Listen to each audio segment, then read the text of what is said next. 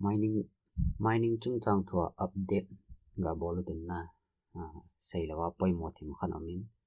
delta hin abale so value hin chang chunin ha do je chun thim khan seng ka tin ama sign delta ga aveutin delta hi to hi update amin na chila value chun delta version 2.0.0 na is finally out tin chila official announcement hin to hi delta hi apps update ki bol nai lo jan update ni ki bolun lang ji cho to hi ala chila value chun interface song ki khial ta na masanga ta bang ta pon chila hi wallet na hin na chila ho wallet lu na hin aban le lai refer team lu na hin na aban le chila hi USCT ki lu na ho jo it's ki vet na ho jo na chila hi it's hi na vet no ba le it's vet na hi masa cho khat ba ma hin to hi ni am tan na what's it's to ki ti na ho he chila lu lo tin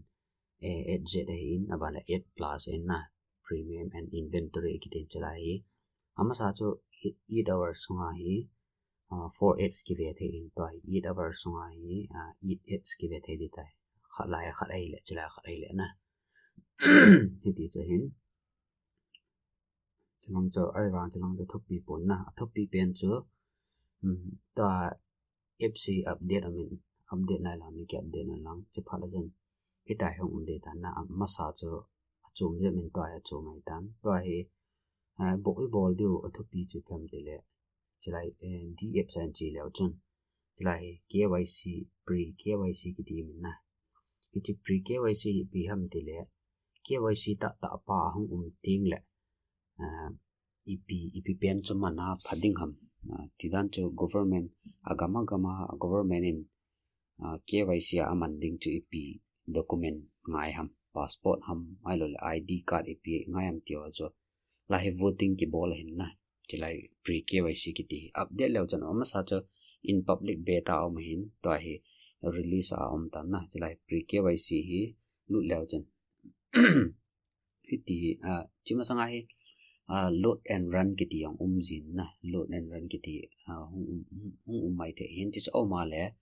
load and run bolun lang ai thelo le phone chu reboot bolun lang tha bol ki no lang na che phala chan chila hi iti hum do din na start na bol dio authorize na bol dio he authorize bol lang hela chun iti hum din na chu voting progress chala he chu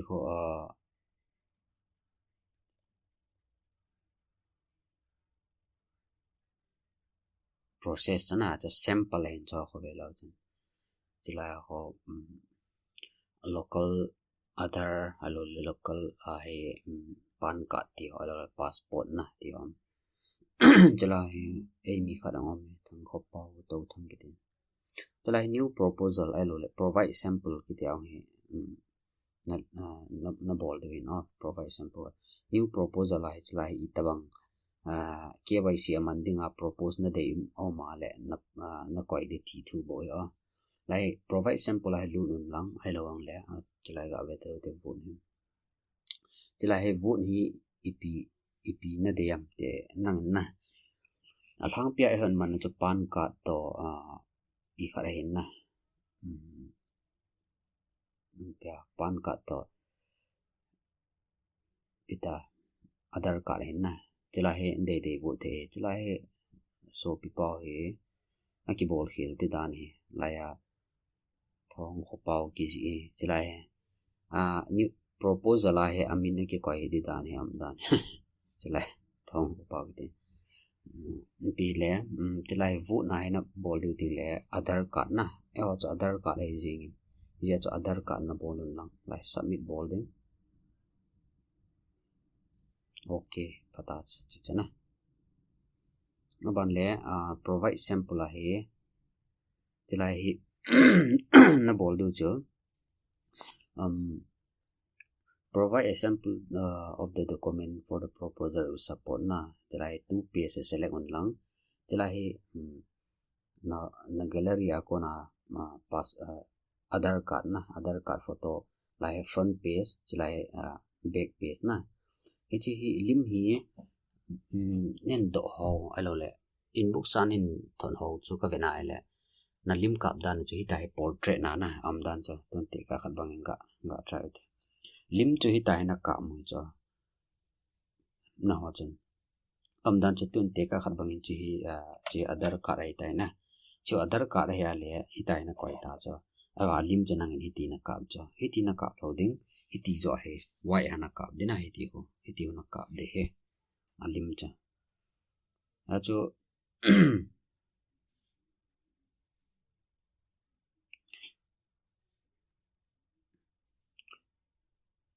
chulai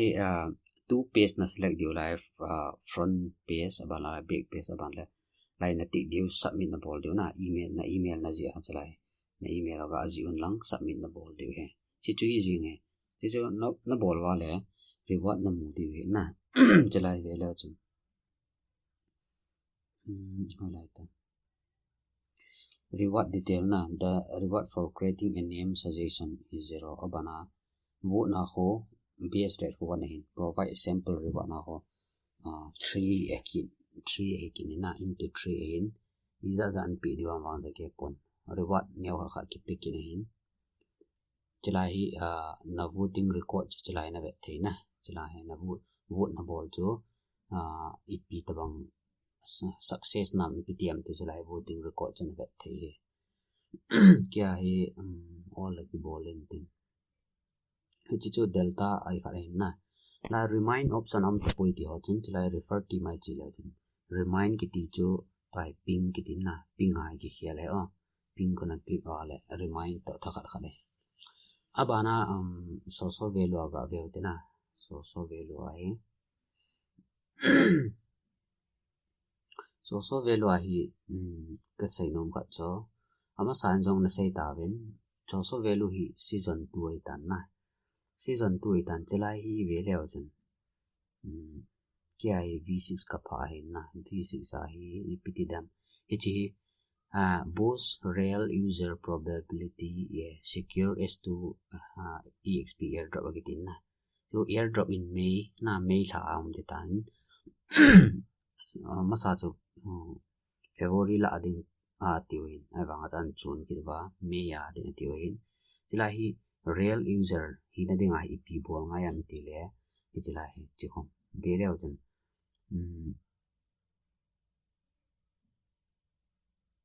is deposit kiti na hi chikho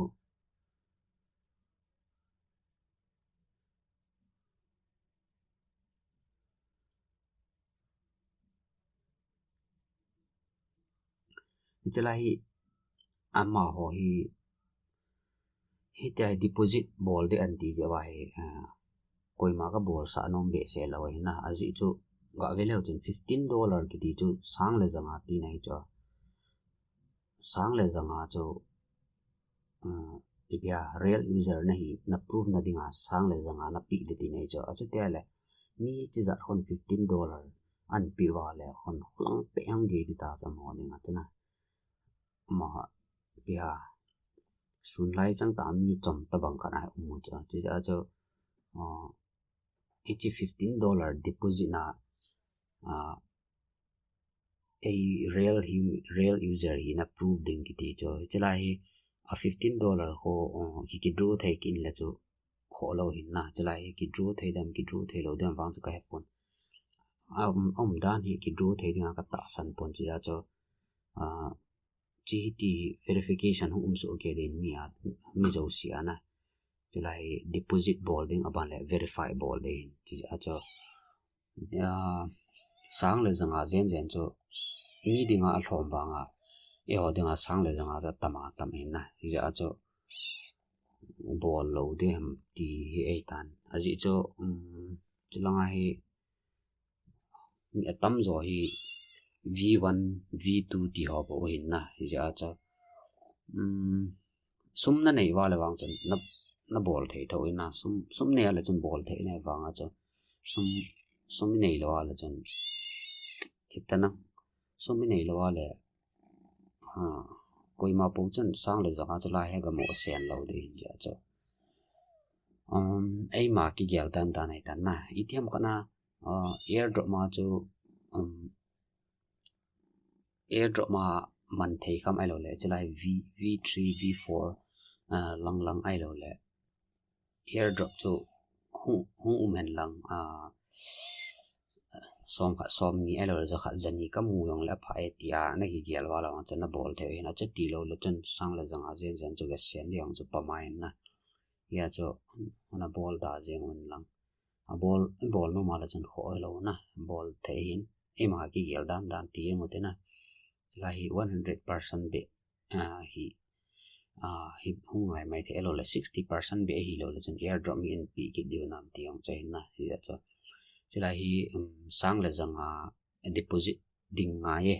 US dollar na $15 deposit ding nga ye ti cho so value a chu real user bia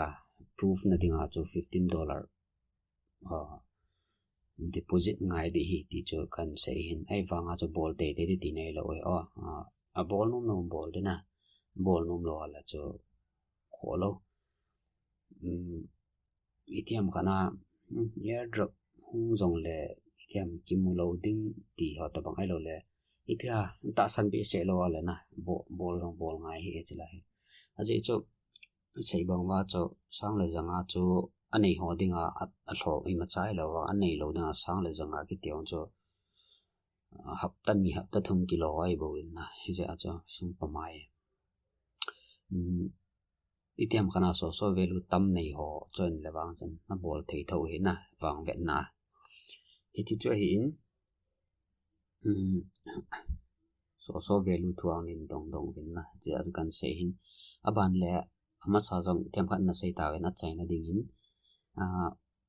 bia mining dang ho tick coin alo le star x kitio alo le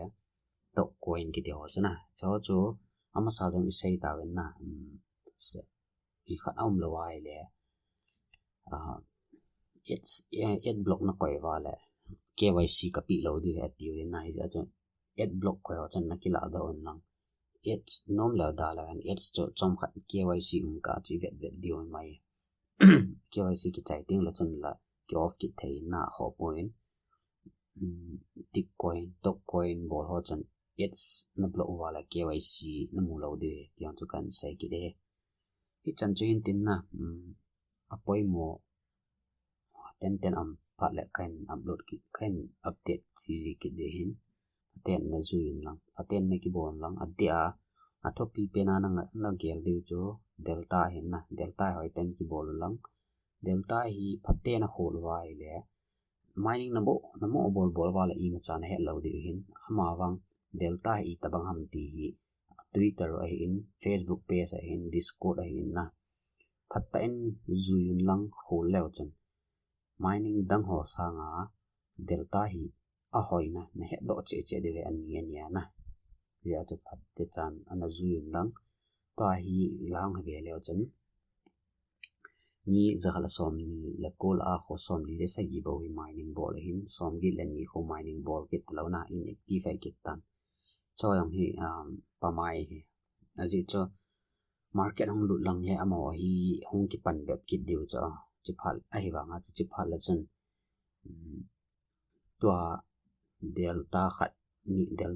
ni khana li amai do cho market hong lut lang le khat jong an mu zo lo talo mai the na ai wa nga cha min suman mu zu theong hi phana ta mong hi hong ki pan ki the de din na cho ana ki tu sa ya ki he to ya pha lai ta hin ya cha pon tho ta na mai lang black ana yeng ma cho o lalpa to na i chan che sa utin update ding opoi mom ki palakan update ki den